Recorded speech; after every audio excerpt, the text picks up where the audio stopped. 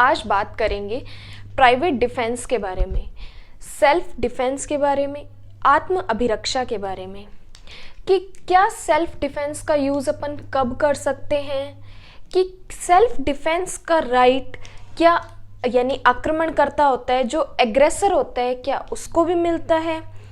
क्या self defence का use अपन बदला लेने के लिए कर सकते हैं, कब सेल्फ डिफेंस का राइट अपनों को नहीं मिलता। आज बात करेंगे इस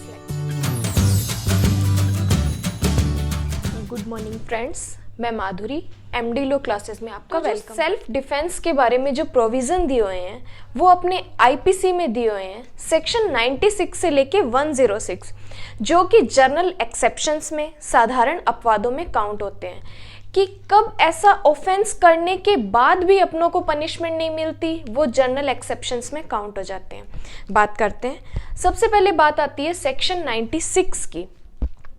कि प्राइवेट प्रतिरक्षा में की गई बातें, क्या कहता है, प्राइवेट प्रतिरक्षा में की गई बातें, things done in private defence. General सी बात कहता है कि कोई बात अपराध नहीं है जो प्राइवेट डिफेंस के बाद में की गई है। ठीक है, सिंपल सी है कि कोई बात अपराध नहीं है जो प्राइवेट डिफेंस के बारे में की गई है।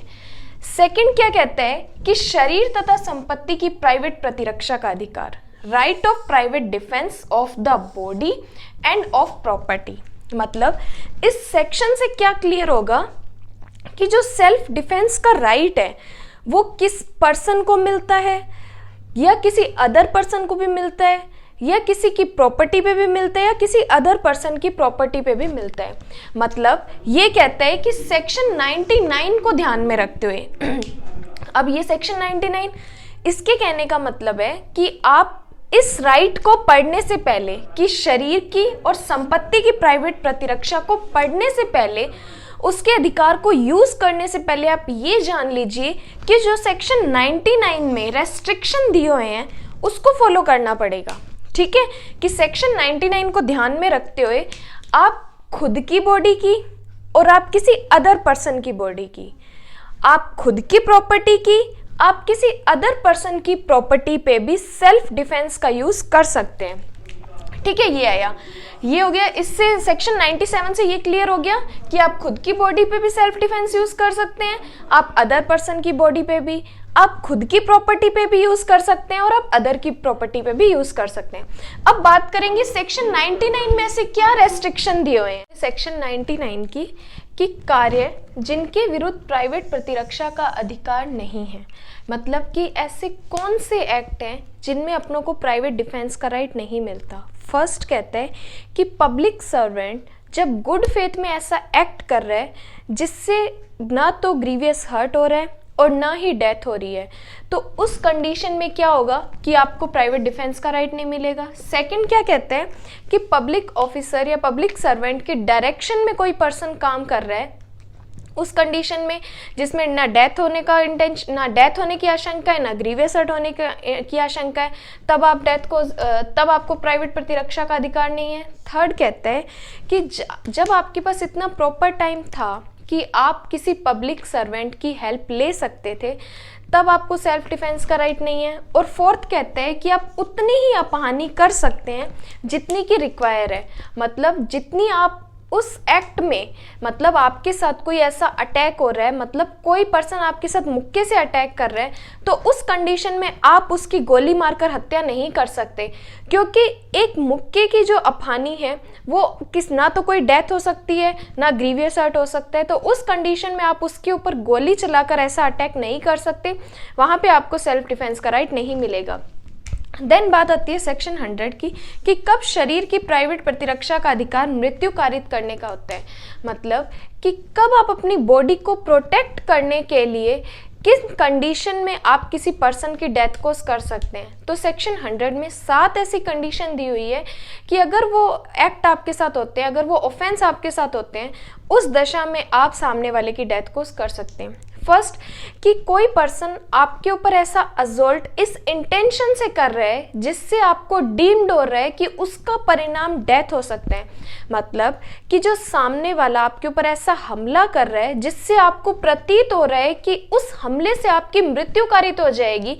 उस कंडीशन में, उस दशा में आप अपने प्राइवेट डिफेंस का, सेल्फ डिफेंस का यूज करते हुए उस सामने वाले की डेथ को कर सकते हैं। सेकंड, कि सामने वाला आपके ऊपर ऐसा हमला कर रहा है जिससे आपको डीम्ड हो रहा है कि उस हमले से आपके साथ ग्रीवियस हर्ट हो सकता है, गंभीर क्षति हो सकती है, उस दशा में आप सामने वाले की डेथ को कर सकते हैं। थर्ड क्या कहते हैं कि आपके ऊपर इस इंटेंशन से कोई हमला करना जिससे कि रेप कमिट हो जाए, मतलब कि कोई पर्सन आपके ऊपर ऐसा हमला कर रहा है जिससे आपको डीम्ड हो रहा है कि वो आपके साथ रेप कमिट कर सकता है,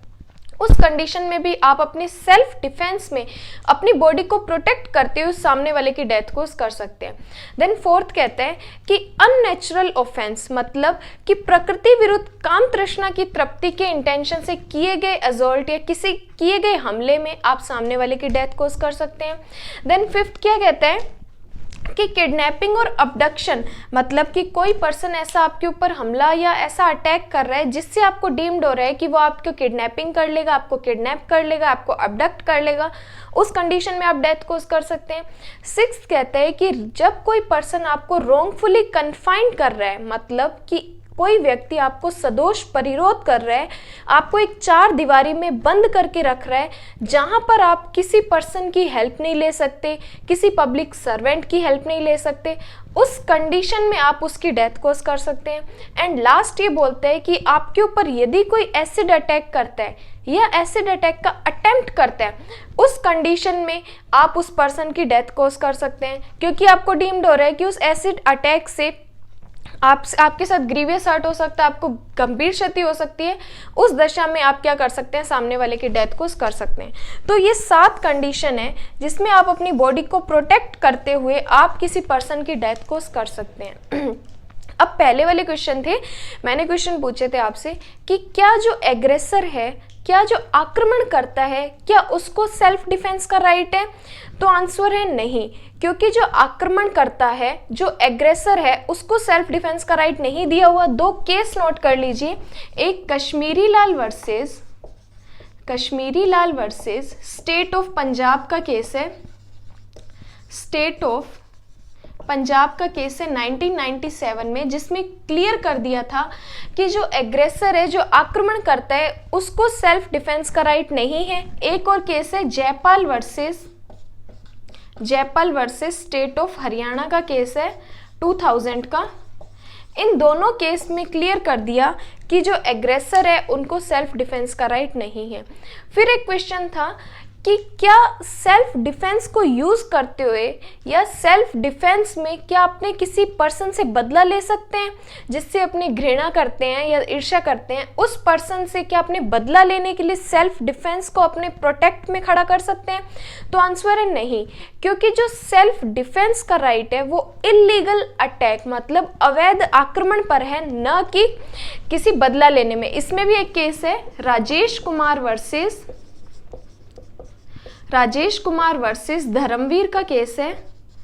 1997 का। इस केस में भी क्लियर कर दिया था कि जो आपको सेल्फ डिफेंस का राइट है वो न कि बदले के लिए है, बल्कि वो अवैध आक्रमण के रूप में यूज होता है। ठीक है, तो ये केस इंपॉर्टेंट है, तो आप इनको नोट कर सकते हैं। और आई होप मेरी वीडियो आपको हेल्पफुल लगी हो, तो मेरे चैनल को सब्सक्राइब कर देना एंड मेरी वीडियो को लाइक कर देना। Thank you so much.